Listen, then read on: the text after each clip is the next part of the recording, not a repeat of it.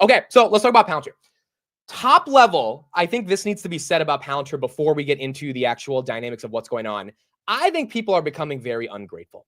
And the reason I think people are becoming very ungrateful is because they got used to Palantir just going up and up and up.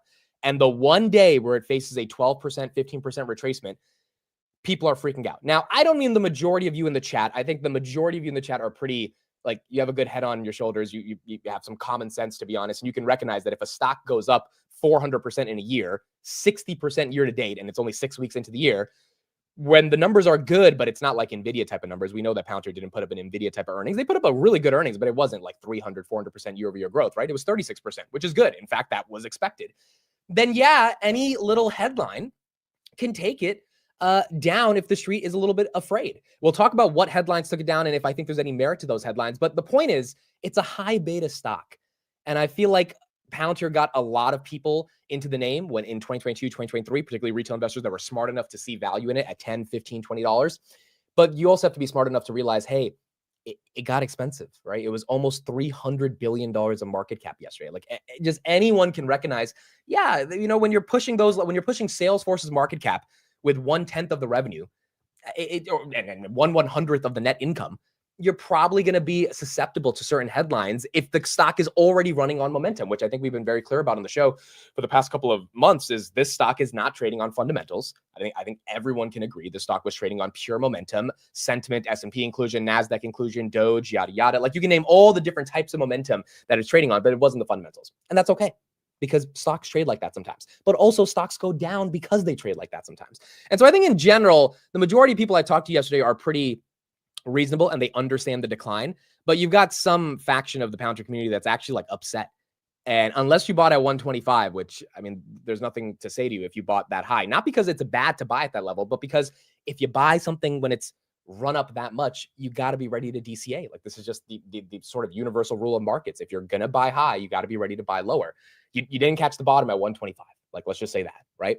And if that's the case, then there has to be some level of sanity when it comes to a stock falling and being ready to DCA if you did buy at those high levels. Now, why did Palantir fall? So there's two reasons. The first reason I think is kind of stupid. The second reason I think is also stupid, but I can understand the interpretation of that reason by the broader market. So the first reason is Trump is cutting the Pentagon's defense budget by 8% over the next 5 years.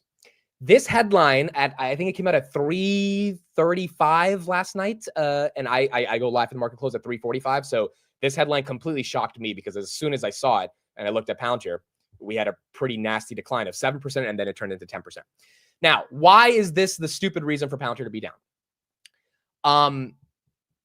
Trump cutting Pentagon spend means that they're going to have to be more efficient with their spend. And if they're going to have to be more efficient with their spend, I would imagine that they allocate capital in a healthier way. Like that's the interpretation I have of this. And I also think the justification for the reversal today, if there is a reversal, is that the street wakes up and they realize this is stupid. If the Pentagon, which Shyam Sankar, the CTO of Palantir, has talked about many times, is going to cut the unnecessary spending from the monopsony that is government contracting, then if they're spending less money, they're going to be targeted with the money they spend, especially with Doge. That's not going to let them spend money on BS and just stupid stuff and software that doesn't work. I think that's a catalyst for Palantir. Like, I really do. And so I think what the street did yesterday is that they had no idea if this was good or bad. And they kind of sold and said later, we're going to figure out if this is a concern or not. So if there was a reversal today, I think the reversal is primarily based on the fact that the street actually wakes up and they're like, hey, this is not bearish. Like, even if it's not bullish, it's not bearish, but quite frankly, it's probably bullish if the DoD is cutting their budget, and that probably is going to get a little bit more momentum for Palantir long term. So I think there's a lot of reasons to sell off Palantir just from a valuation perspective. This one was not the reason.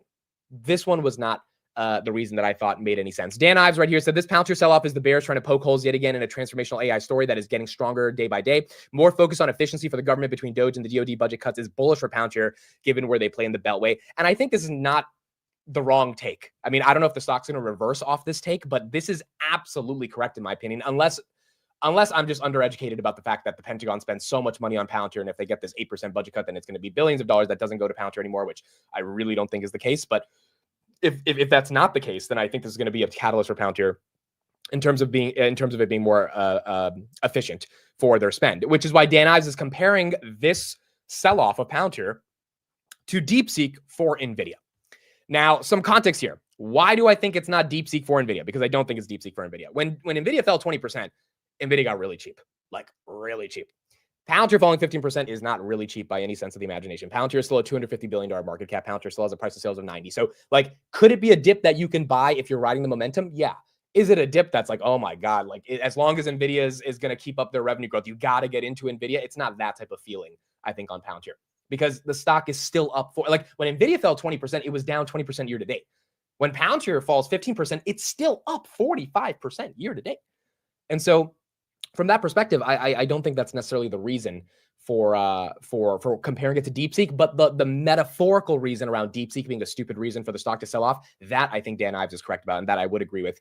Does that result in a reversal today? We're going to find out at 9:30. Now, the other reason that Palantir sold off, and I think a lot of you guys saw this as well, was a Barron's headline around Alex Karp selling stock. So we talked about this yesterday on the market open. We talked about the 10K because we're investors and we actually look at the 10K. And we saw that Karp was planning to sell 9.95 million shares. And that resulted in about $1.2 billion. Barron's then makes the headline kind of go viral. Barron's, Wall Street Journal, all those business media outlets. And at around 3:30, that's when the headline kind of starts spreading across Twitter and all these other social media platforms. And you couple that with the Pentagon cuts, and people start wondering, wait a second, why should we own this stock if the CEO is going to sell another $1.2 billion of it? And I think that's another reason why the stock ended up taking a little bit of a hit on the after hours yesterday and currently right now in the pre-markets. Now, what is my thoughts on this? And I'm curious what your guys' thoughts are. Let's do a poll right here in the chat. My thoughts on this are pretty consistent with my thoughts on insider selling for a long time. I just don't think it's relevant. Like now, look, Jensen sold a crap ton of stock last year. Zuck sold a crap ton of stock last year. Vlad sold a crap ton of stock last year. Like all of these big time CEOs, they sell. Why? Because, you know, it's funny, at the meetup in Palo Alto, there was a guy who was at the meetup. He was the only brown guy who worked in finance instead of tech. All the Browns that I met in Palo Alto, I was like, oh, you work in Google, right? They're like, yeah, I work in Google. They said it was shamed. They're like, yeah, I work at Google. I was like, of course you do. Of course you do. No one owns a restaurant or anything. Everyone just fucking works at Google. But the finance guy actually works with high net worth CEOs, and he has a consulting firm that advises them on when to sell and how to sell. So I actually got to pick his brain, and I was just like, so how do you determine what it means to sell a stock? Like, is it like are you thinking of public perception? Are you thinking of if they want to save certain amounts of money for their kids and put it in a trust and all this stuff? And basically he said most of the time those are sitting on so much stock that they try to come up with a structured way to get liquid at a certain amount every year. And yes, they have to deal with the public perception of what that means when you try to get liquid, but at the end of the day, like, you have to get liquid if you're a public CEO. Like Karp's been holding on to these shares for 20 years. Vlad's been holding on to those shares for 15 years. Zuck's been holding on to those shares for 25 years. So from that perspective, Karp selling $1 billion worth of stock, is that bearish? It can be interpreted as bearish, but if anyone says, okay, well, Karp doesn't believe in Palantir, I just think that's unequivocally false. I think that's more so Karp saying, yeah, I've been holding on to this stock for a while. My stock is trading at 100 times price of sales. If the market's willing to give me liquidity, I'm going to take that opportunity, and whoever wants to buy my shares, you can buy them. That doesn't mean that he's not bearish about the business or he's not going to try to execute. I mean, obviously we're seeing the growth numbers. Palantir is executing. Palantir is executing phenomenally. It's just the market's giving them an insane premium. And that's great for shareholders. But at the end of the day, there are going to be insiders who have very sophisticated financial advisors that try to tell them when it's time to take some profits. Now, ironically, Karp was actually supposed to take profits of $6 billion.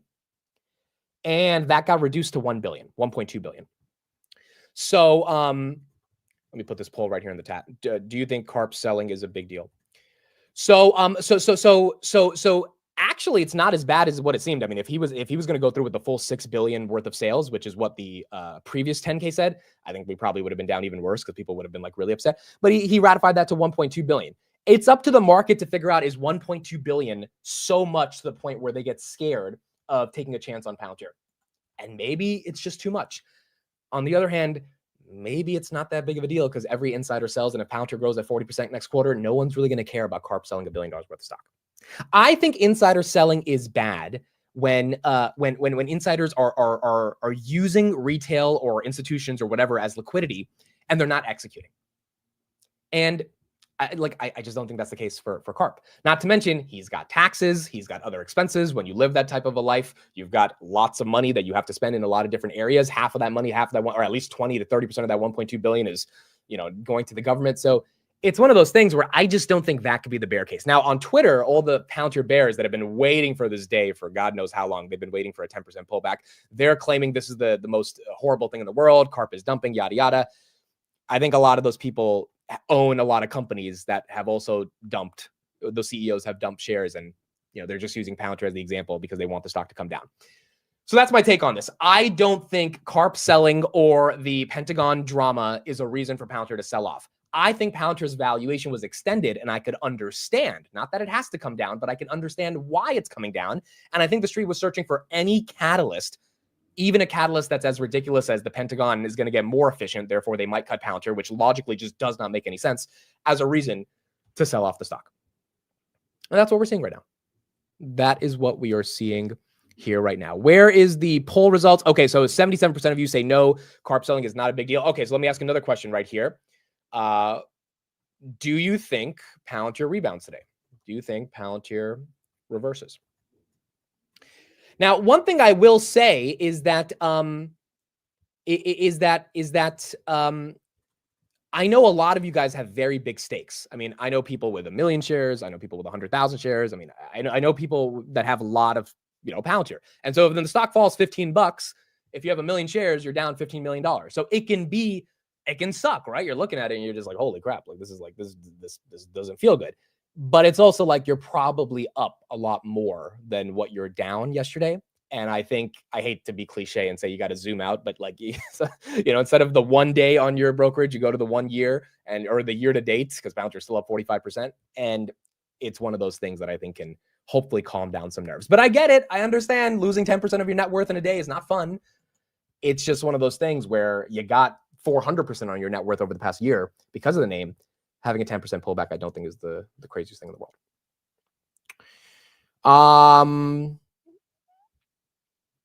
Someone did buy puts yesterday, though. Yeah, someone yesterday in the morning, they bought a crap ton of puts. Someone always knows. They bought like 600 grand worth of puts, turned it into like 3 million from buying it in the morning. So, I mean, it is what it is, but there's always people that sometimes know there's some issues. Define reversal. I would say back to 125. That's what I mean. I would say recovering that full 10%.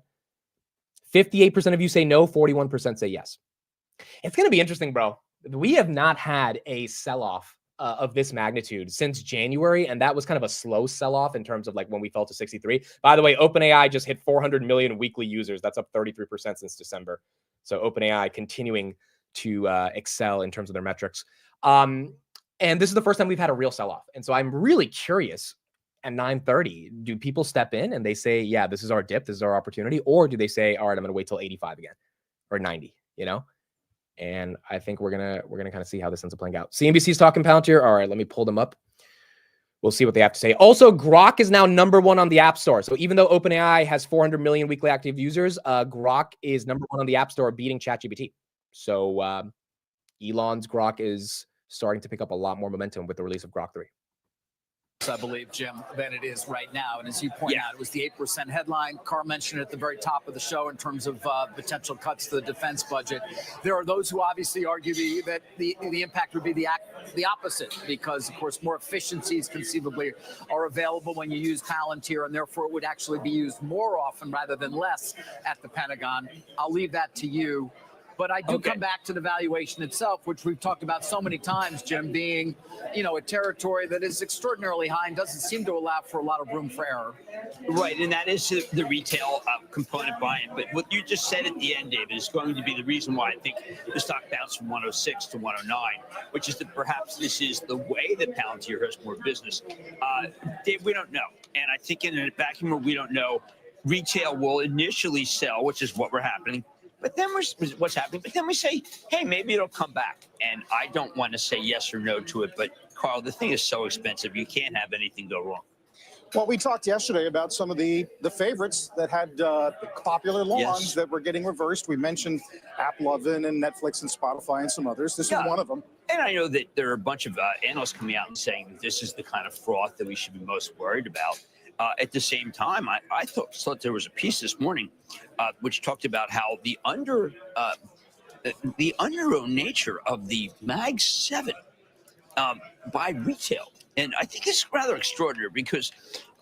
Okay. So, I mean, CNBC's take is relatively simple as well, that the name was extended and it's getting hit on this headline right now. Now, Kramer's saying it's going to bounce back. I mean, I guess we'll see what the market does after Kramer says what he says. But we got Palantir right here at 109.13, down about 2.6%.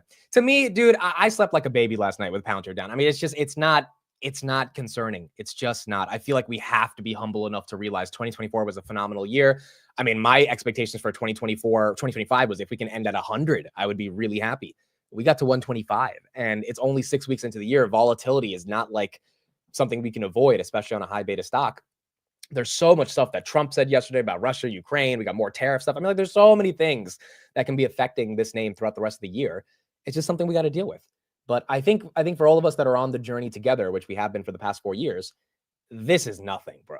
I mean, like, this cannot be the thing that people are scared about. Like, we've been through a lot more with Palantir than 10% down off of a headline of CARP selling stock and the Pentagon becoming more efficient with their spend. So I just don't think it's the biggest deal in the world. For those who said, am I buying the dip? No, I'm not buying the dip. So again, for me, look, the valuation, even at 110, where it's at right now, is still relatively high. I haven't bought the dip since 65. I have enough Palantir. Don't need to feel aggressive to add it at these levels. I think I want to see how it consolidates as well. If it gets a reversal back to 125, that's great. If it actually shows consolidation at 110, that's fine. If it gets some weakness back down to 80, 90, then I'll kind of reassess. But I don't think anyone needs to be in a hurry to buy the dip either. I mean, I know so many of you have been in this name for so long. Like, buying the dip to buy the dip is just like, if you want to do that, that's fine. But if you don't have a complete position, I can understand wanting to DCA. If you got a position, you're kind of just chilling. It doesn't really have to be that aggressive in terms of, unless the price really gets stupid. And I think at 110, the price hasn't really got stupid yet. It is a very normal 10% pullback that we're seeing here right now on Palantir.